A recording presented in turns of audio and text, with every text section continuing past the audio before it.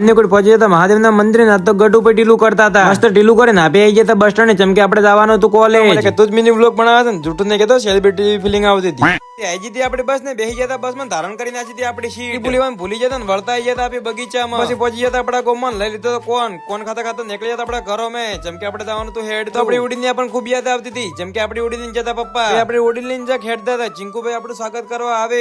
ઘરે પહોંચીને આવી જતો ભાઈબંધ નો ફોન કે હેડ પાછા આવે, તો આવી જતો ગોમન બેસી જતો ભાઈબંધ ની ગાડી. ભાઈ તો મોગા મેલો ખર્ચો કરીને આવ્યો. પહોંચી જતો પેટ્રોલ પંપ ભરાઈ નાખ્યું તું ડીઝલ ભરીને નીકળી જતો. આપણે જવાનું હતું ભાઈબંધ ની હાહારીમાં. ભાઈબંધ તો મનમાં રાજી થતો હતો.